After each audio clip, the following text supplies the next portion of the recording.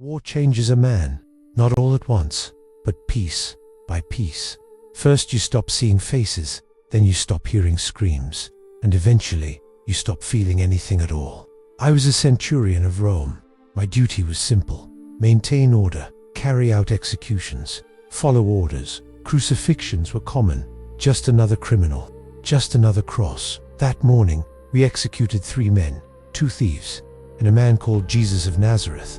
Some said he was a teacher, others said he was dangerous. Many claimed he was the Son of God.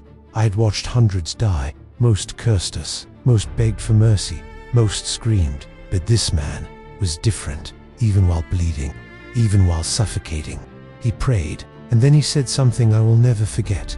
"Father, forgive them. They don't know what they're doing. Forgive them." The men driving the nails, the soldiers mocking him, even me. Hours passed. The sky grew dark, and when it was time, I was ordered to make sure he was dead. So I stepped forward, raised my spear, and drove it into his side. Suddenly, the ground shook, the sky turned black, the crowd panicked, and for the first time in all my years of war, I felt fear.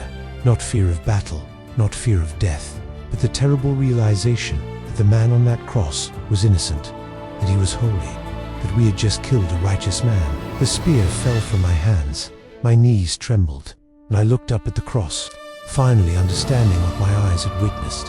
The soldier who had seen too much violence had finally seen the truth, and the man who pierced his side would spend the rest of his life following him. That moment at the cross reminds us that even the people farthest from faith can encounter truth.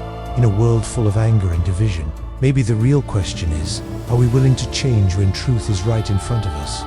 Thanks for watching. If you enjoy stories from the Bible and how they connect to life today, please like and subscribe for more.